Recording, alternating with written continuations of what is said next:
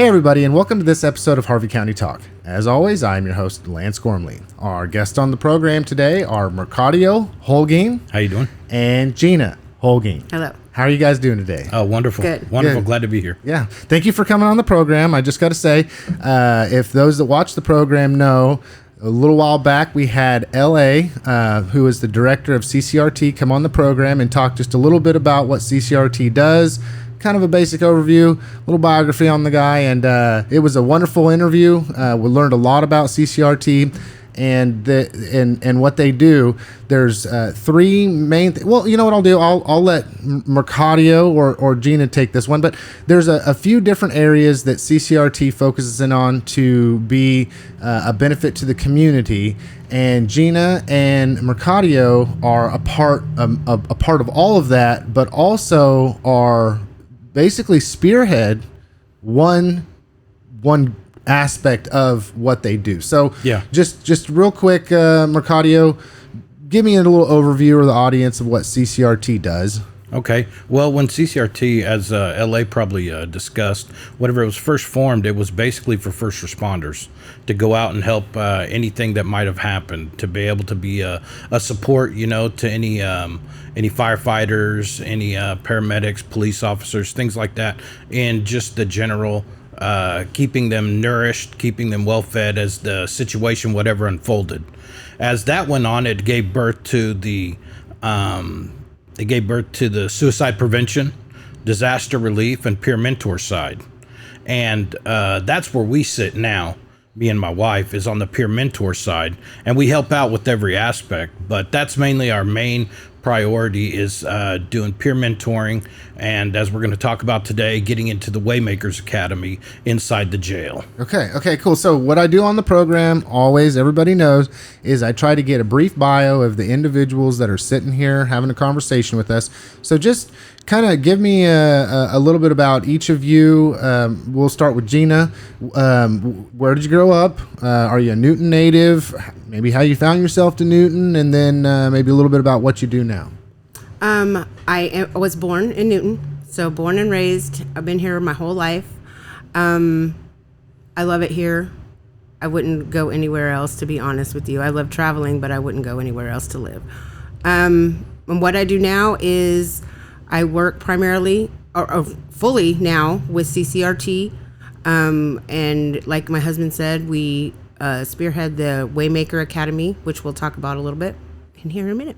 Very cool. Very cool. Kids? You got kids? 3 kids. Okay. 3 boys. Okay. Wow. 3 boys. And a granddaughter. Okay. Congratulations. Yeah. Do you get some Christmas time with everybody? Oh, yeah. And so yeah. Did they decide to stick here close? Yes. Yes. Okay. And so, we actually live right next door to them. Oh, that could be a good thing. It is a great thing. For you guys, but for them, they're probably like, oh, man, all the time? No. Well, no. They have a live-in babysitter, so. That's what they get, Me and my wife were talking the other day, and I said, whenever you come across moments in time where you don't really get to take notice of things, I said it's always been a dream of ours, to run our own company or something, to do something together, And I said it's always been a dream of ours to have our children all together under one roof and things like that. And I said, if you take a look at it now, being peer mentors, we are, what do they call it? Independent contractors. Mm-hmm. So basically, it's like running your own business. Yes, it is. And I said, look, we get to work together now. And I said, and we're living right next door to our kids. I said, these have always been dreams of ours. And I said, right now, we need to take notice that right now we're living in our dreams. Yeah.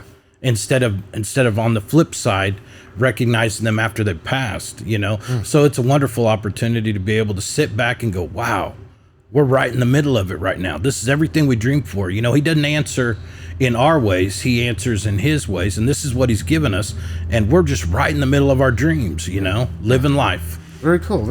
Okay, so Macario, you Newton native? Were you born and raised? I mean, how did you find yourself to become a Newtonian? I was born in Dodge City, raised a little bit there, then I moved to Halstead, Kansas after several moves around the state, and found ourselves in Halstead, grew up there, typical Halstead Dragon, playing football, doing all the normal things. And then slowly as you get into high school, that's when everything went left for me. I started looking for ways to get into trouble, this and that, because you're always an outsider in a small town like that, being Hispanic, at that time. So it was my reach to come to Newton. And that's where I found all my problems, all my troubles. It sounds it sounds awful, but that's what it was. You know what I mean? It was an escape for me to get into a bigger city to where I wasn't pinpointed type deal. Interesting. Okay, so we are in Harvey County, but for you all, Gina, you'd mentioned that you're a Newtonian through and through, Mm-hmm. and Macario, you came from a smaller community. I mean, Dodge, I don't know how long you were there, but then to Halstead doing high school and smaller. Don't get me wrong either. I love Halstead to death. It's got one of the best school districts. I love that town to death. For a family, it's wonderful. But for you, just a quick question. So did you see that there was a big difference between living in such a small community? Did you get the escape you were looking for by coming to Newton, which is a little bit larger of a community? I did. You're able to blend into the crowd a little bit easier? Yeah. Yeah. Okay. Yeah. So just for both of you, you had mentioned the Waymakers program, that being involved in that and all the other things with CCRT.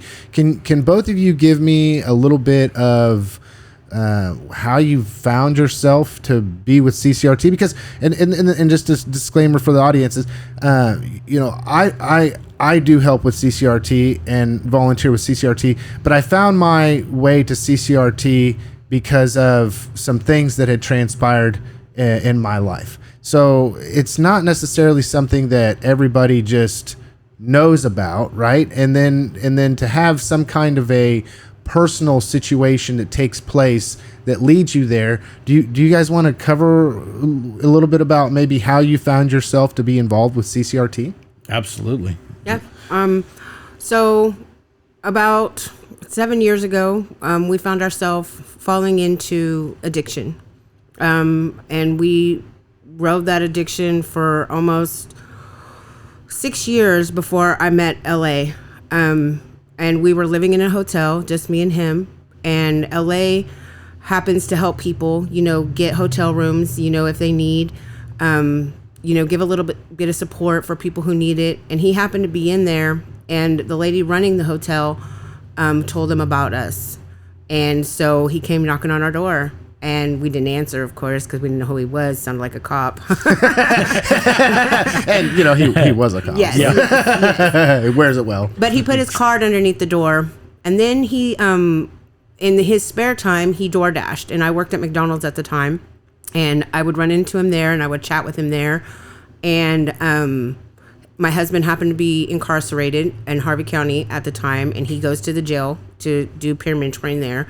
And so I gave him my husband's information, and they started talking. And then, everything that transpired, just for us to get out of our addiction, it's a long story. But we did get out of it, got into a little bit of trouble, went to a rehabilitation facility here in Newton, which was amazing for me.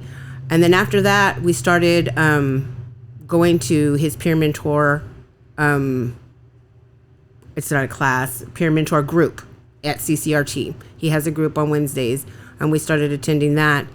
And then it just snowballed into this bigger, greater thing. He wanted us to, get so many years clean, and then bring us on as peer mentors. And that's exactly how it happened. We're now almost 3 years clean.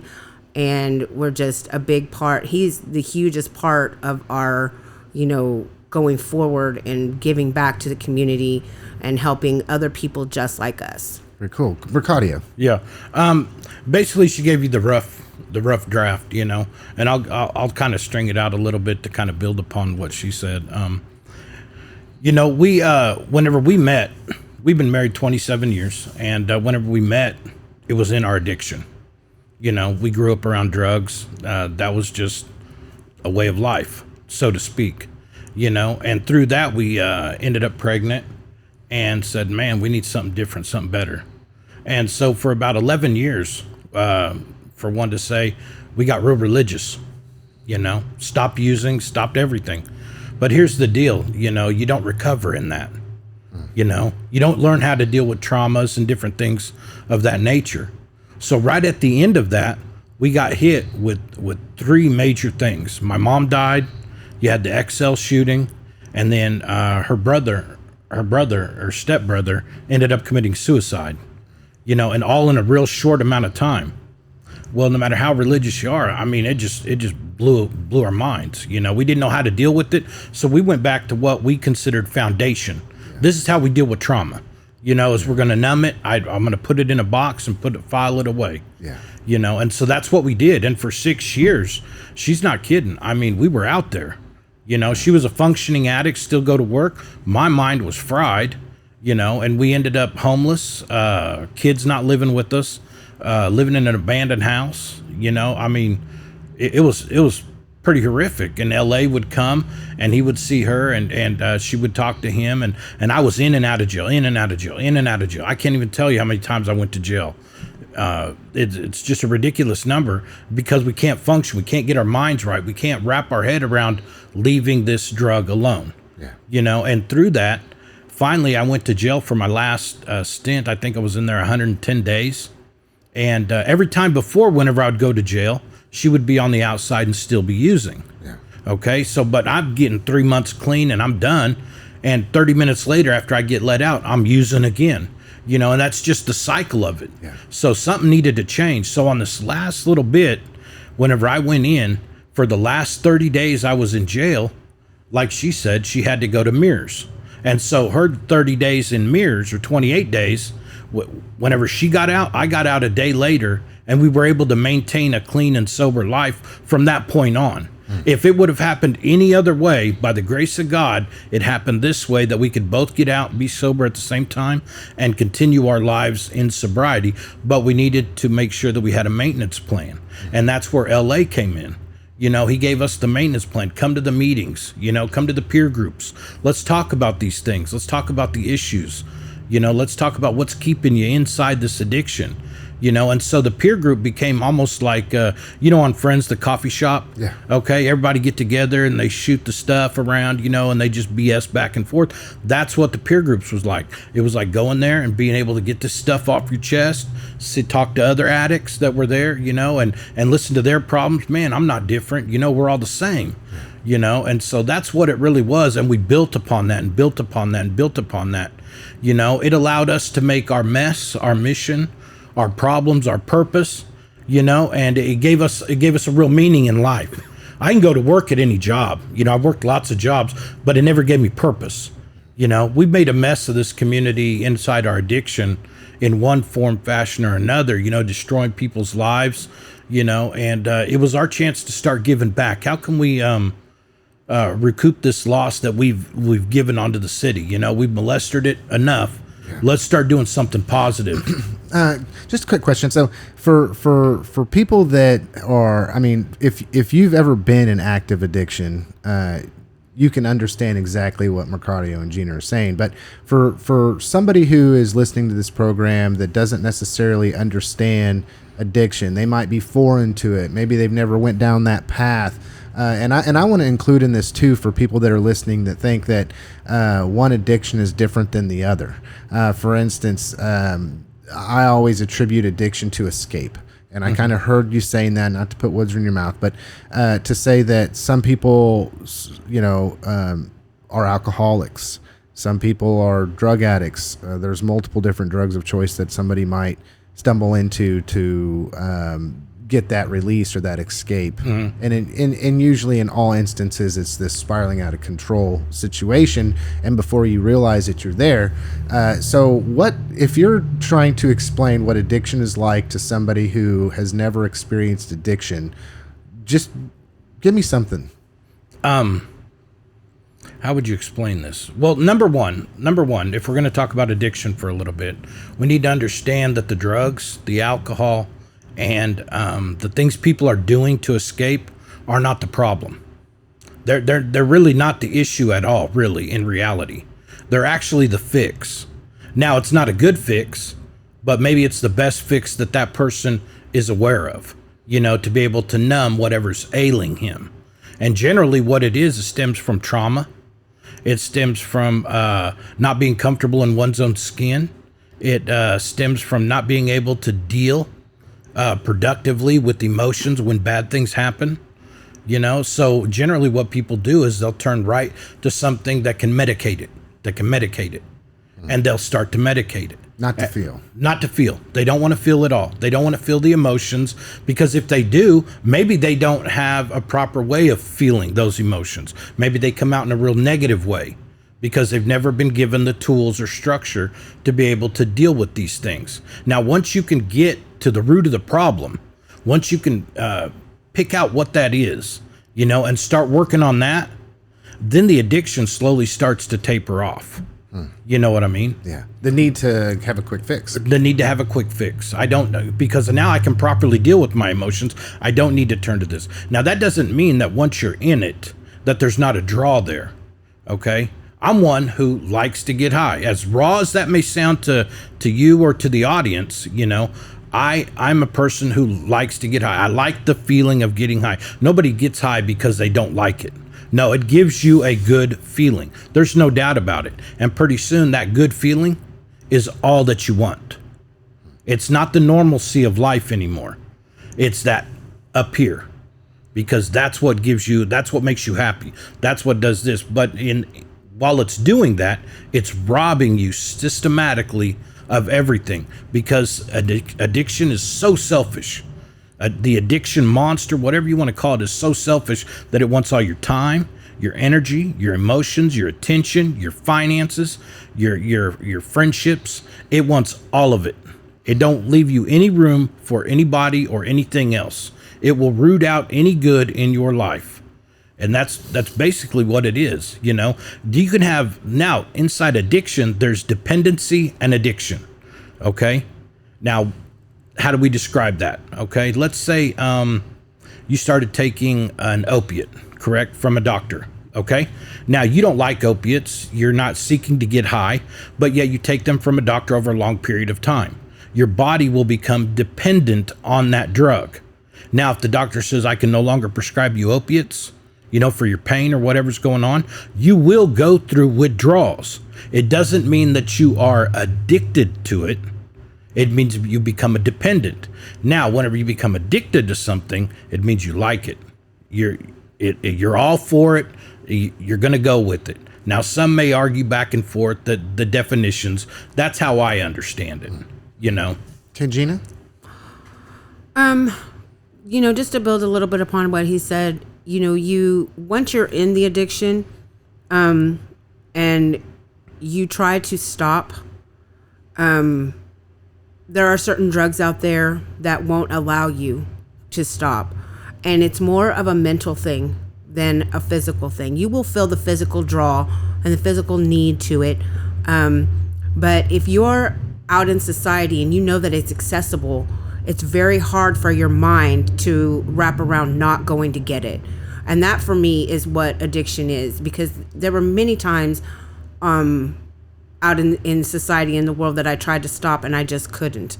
But when I went to treatment, it was simple. It was easy. And I didn't have the strong urge that I had when I was out here. So I could see the difference mentally that it had on me, you know, where I was in a facility where I couldn't access anything, and it was just a totally different thing. So I could see the difference between, you know, being addicted or what addiction is exactly to me.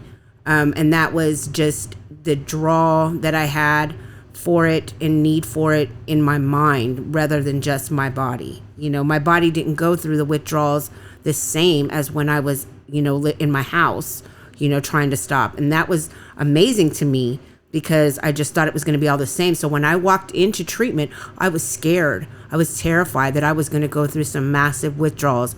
but I really didn't. It was more of a mental thing for me. And so I conquered that mental side while I was in there, started figuring out, like he said, what the root cause of why I continue to use.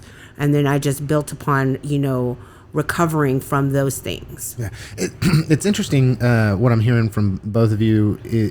Something that comes to mind is tools, the tools to be able to walk through a process of recovery.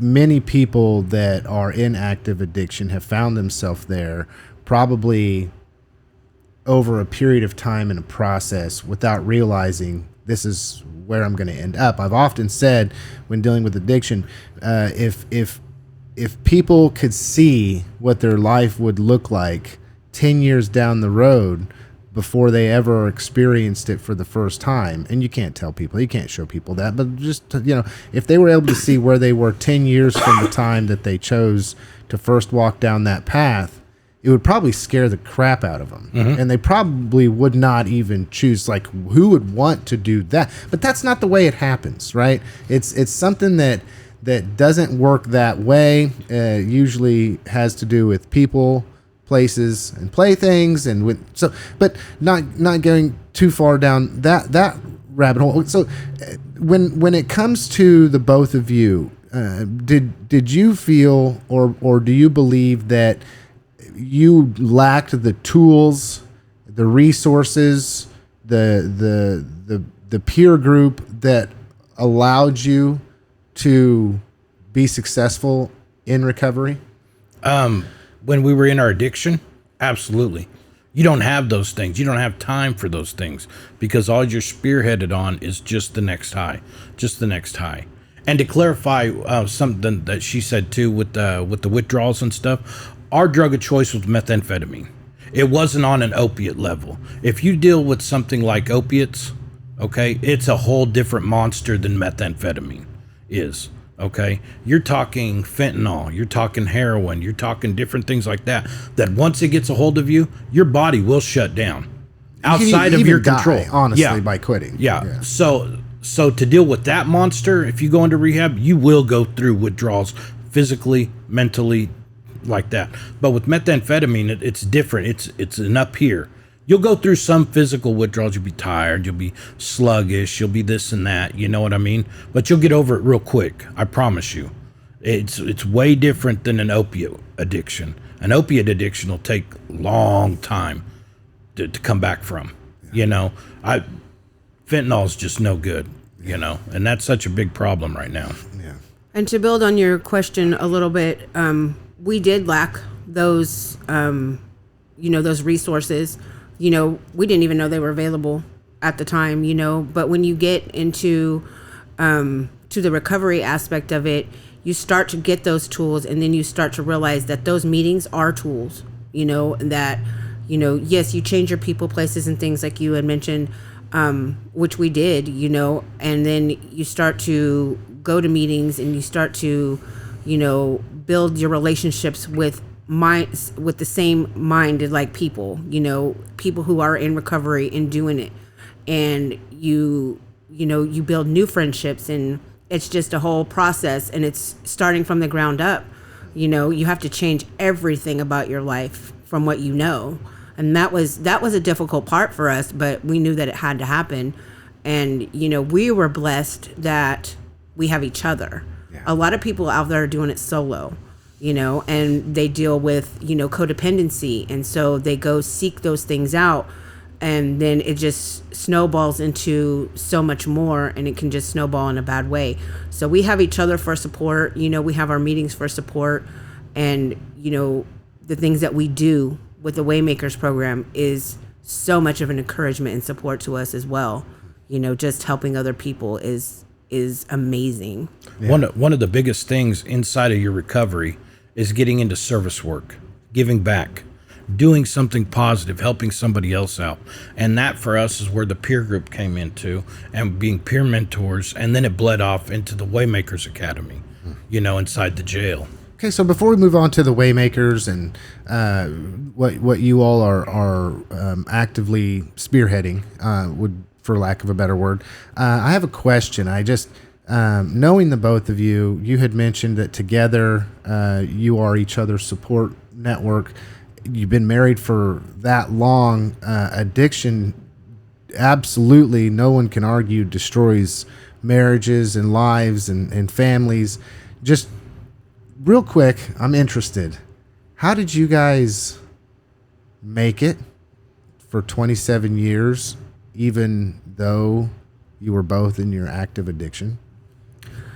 I would say that the 12 years where we weren't, where we had our kids and we were, very religious, was a time that we built on our marriage and our love, and it grew. So when we fell back into our addiction, that was the one thing that I held on to, because like he said, his mind was gone. And so, we were apart a lot, just doing our own thing.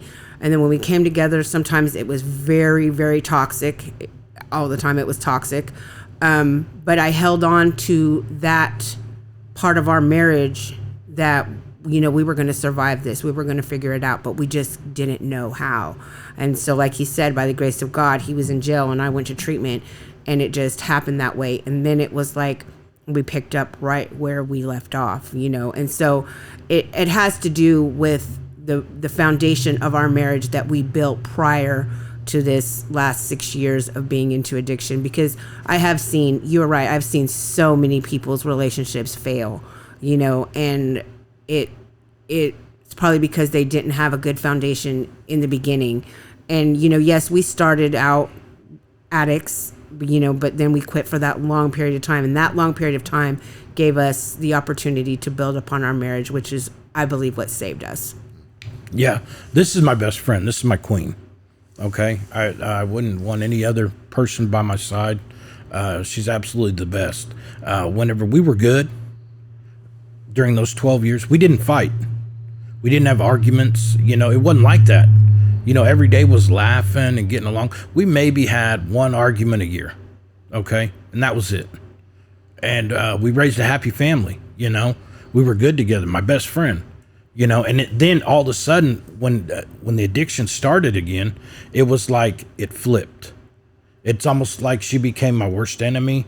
I didn't make her laugh anymore. I made her cry every day, because of the accusations, the this, the that, and all the nonsense that comes along with addiction and your mind just slowly being taken from you.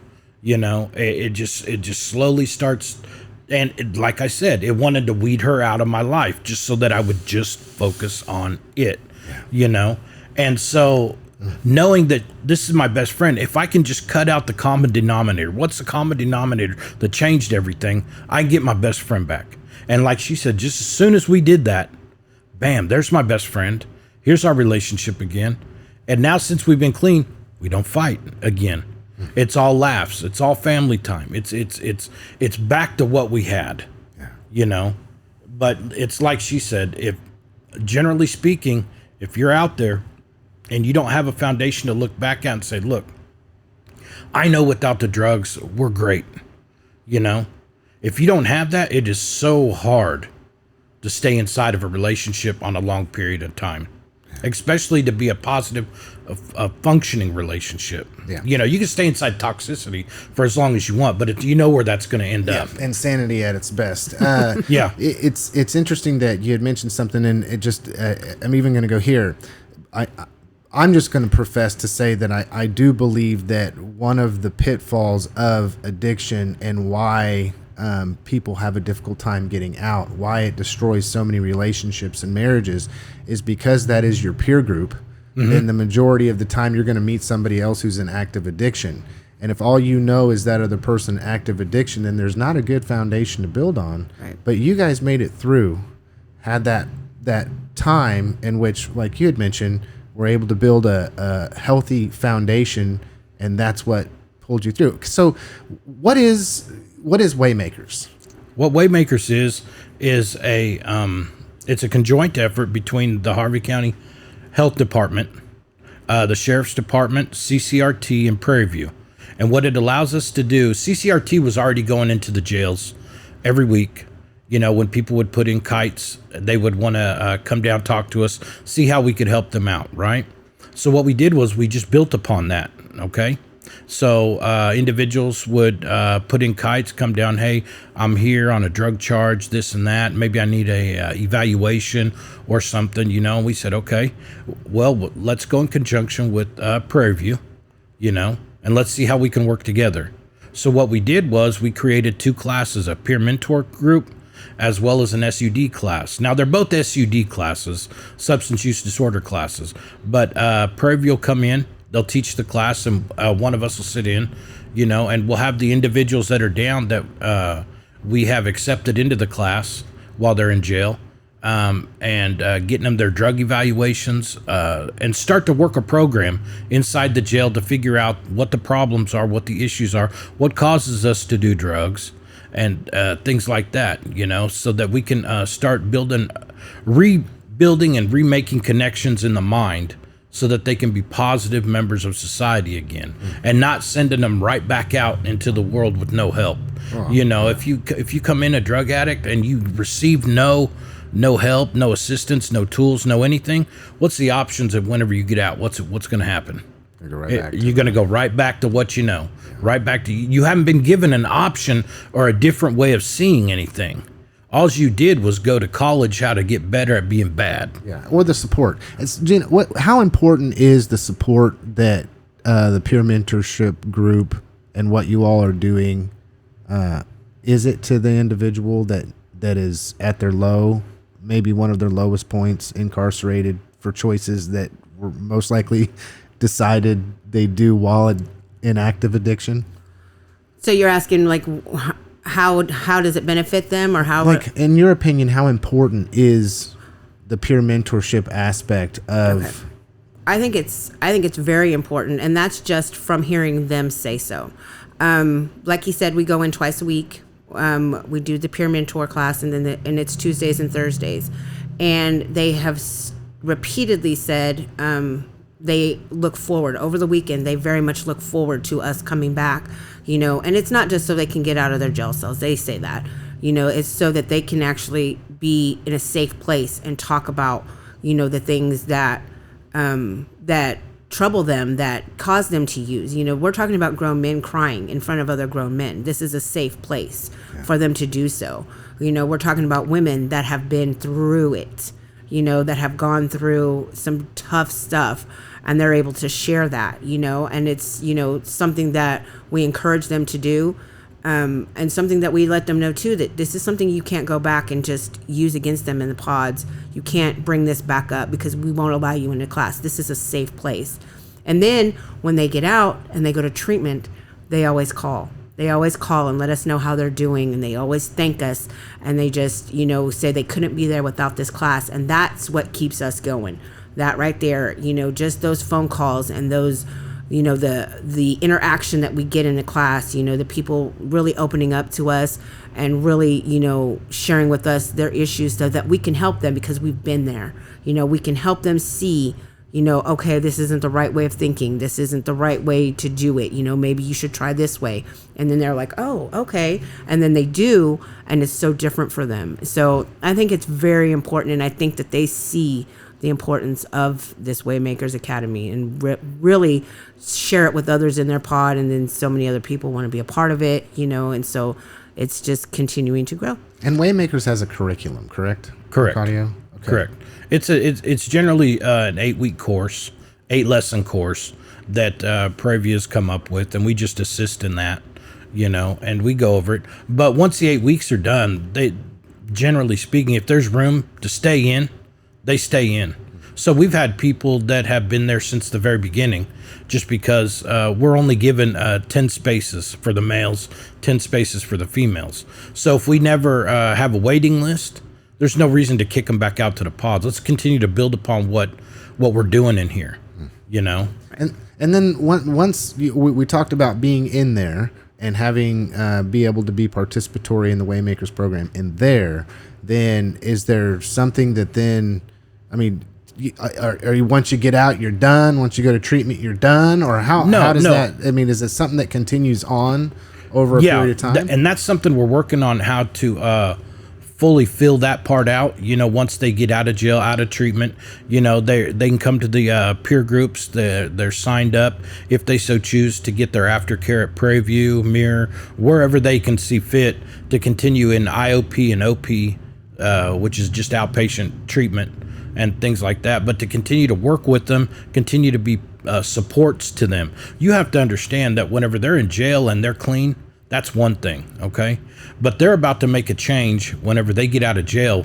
One of the scariest things they're going to have to do in their life, and that's going to be to put to bed and to dig a grave and to put an old lifestyle in it, okay? Which means they change everything, and it's not something that they're comfortable with. It's not something that they know how to do. This means cutting off everybody. If you want to really make your program work, you have to do those things like you said, change people, places, and things. And that's a scary, hard thing to do. You have to redefine how you think about what is a friend. You have to think about your family, putting them first, not your own self first, and doing all these different things. So whenever we're there, we tell them, hey, man, we've been through it. We know what you're going through. There's a light at the end of the tunnel. Let us hold your hand. Let us do what we can to support you as you make these changes, because it's so freaking scary to start over.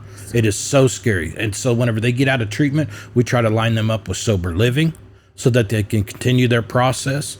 They're going to come back and they're going to have to be either part of a drug court, or they're going to be community corrections or probation or something. So they still need that support. They still need that encouragement. We try to show them where the NAAA meetings are to be a support there, because they're going to have to reformulate everything in their life, So give me a little bit about what would kind of, for the audience who's listening to this and doesn't really know how this all operates, or whether or not this is even successful for people. Can you both give me maybe an example of some successes, or a few examples of some successes that you've seen, or maybe what some statistics are, rough statistics on whether this program works for people? Well, there are a handful, females and males, that have got into sober living. They've gotten their children back. They've, started their road. I've seen so many people's children with them over these holidays, that they've gotten to see their kids where they haven't got to see them in so long.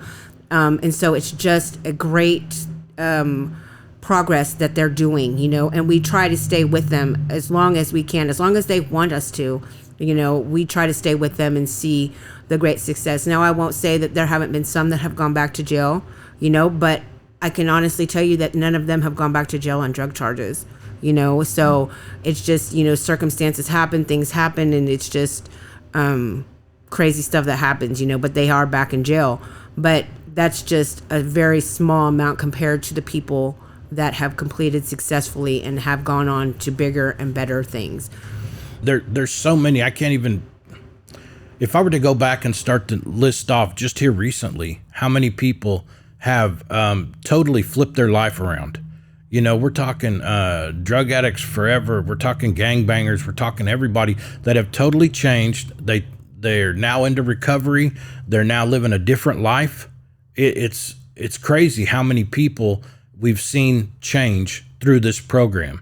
And like she said, big stories, not little ones, I really can't put an exact number without having the statistics here, which I'm going to kick myself in the butt for not bringing. But I mean, the change is so much, and that's just inside the Waymakers Academy. CCRT still does our thing on the side for those who can't get into the Waymakers Academy, and there are so many people that we have helped off the streets of Newton, and changed their life, got into sober living. So those numbers there add to these numbers as to what we're doing out there in the streets in a productive manner, making Newton safe again, turning people that we're not productive members of society back into that, honest people, hardworking people, giving them their lives back and totally giving them a path to walk down to be able to find life again, if you will. Well, for both of you, what's the most rewarding thing about being a part of this program? For me, it's seeing the changes. It's like I said, in my addiction, I've screwed up enough people's lives. You know what I mean? And not being a positive, productive member of society. That's just a given. I accept that. I accept all consequences that come along with that. So whenever I get to do this, the positive thing is it keeps me out. I'm either going to be on this side of the track, or I'm going to be on this side of the track. If I'm not giving back, I promise you the addict mind will send me back on this side of the track.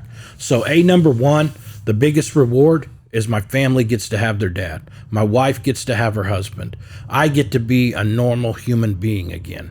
Okay. Now to build upon that, I get to help others get back to regular life. Get the same thing. Get all the same thing, all the blessings. You know what I mean? All the things that we lost slowly start to come back. And we get to see that, from, like she said, different individuals that have lost their kids, just like we did. Our kids vamped, and now as they see their parents getting their stuff on track, we're able to rebuild that relationship. And that's what we see with so many different individuals. Same with me. It's just the progress that I see these individuals make, because you develop a relationship with them. You want for them to do so much better than what they're doing. And when they do, it's amazing. And that just melts my heart when I get those phone calls, just telling me, thank you. You changed my life. You saved my life. It's just very, very rewarding. And, and like he said, it keeps us where we need to be in this side of the tracks, and it keeps us with our family, and it keeps us, doing well. And we're setting an example. We're still setting an example, and still showing these people that you can get it back, and you can recover, and you can do it. If we can do it, you can do it. Hey, how do people, go ahead, Macario. It's not an easy process. You have to, first and foremost, you have to understand, the people in the community have to understand that this is not a simple thing to do for an addict to totally change his life. It is so not a simple thing to do. This is a very difficult thing. There's going to be setbacks. There's going to be problems they're going to have to work through, and to just be patient, be a part of that process. Yeah. Well, I've often said this: the longer that you're in addiction, the deeper you've dug your hole, and you have to climb out of that hole. And if it's 30 foot, 40 foot, 50 foot, 100 foot deep, that's a long road back out. The longer somebody stays in their addiction, the harder it is, and the longer of a road they have to come out, to fix the things, to relearn things, and whatnot.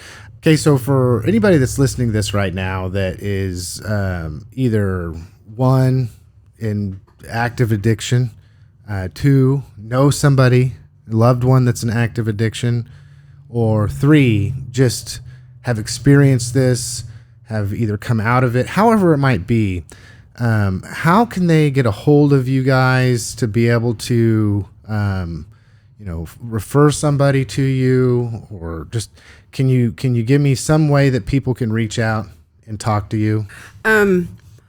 You can contact our office directly at 316-416-1065, and I usually answer that phone. And so you'll be talking to Gina. And then we can, discuss what's going on. We can figure out what help you need, and we can start getting you on a road to wherever it is that you want to go. Or you can come into our office directly at 209 South Pine here in Newton. You just walk in and someone will be there, whether our office is open or not. If you go into the back, someone will be there to be able to direct you to where we are. And give you a card, or give you some direction of where you can go to seek out what it is that you're looking for. Really, with this topic of addiction and being able to reach out and help people, this is such an important issue inside the community that it's so progressive right now. Addiction is. And until everybody starts to take it seriously, even inside of Newton, this is something that's going to continue to grow. So this is something where it's going to take a village.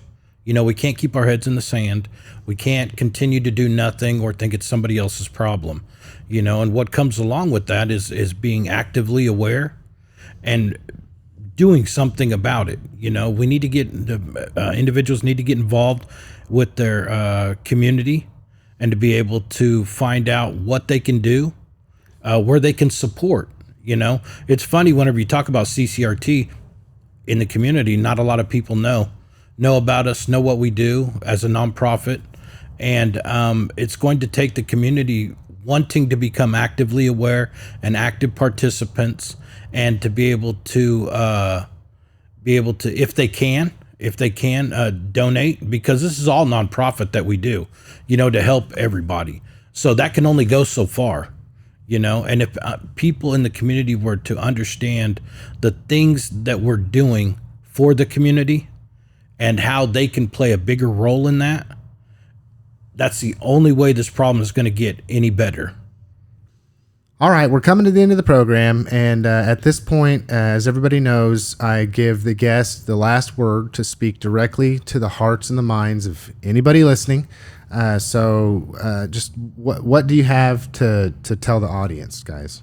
I would like to say to anybody listening that isn't familiar with addiction or is familiar with addiction, the biggest step, the hardest step is reaching out. And we're here.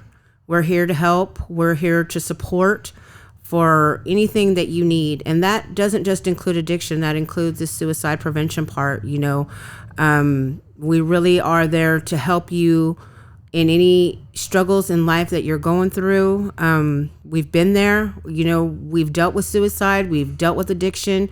So we know a little bit about what it is that you're going through. So just reaching out to us and letting us figure out what it is and how it is that we can help you is the first step, the biggest step. And that could be you in your addiction yourself, or a family member, a loved one, just somebody that you know that may need help. We're always there, and we're always willing to go to where you are to help you, to do whatever it is that we need to do to better your life, to help you better your life, and just keep on growing from there.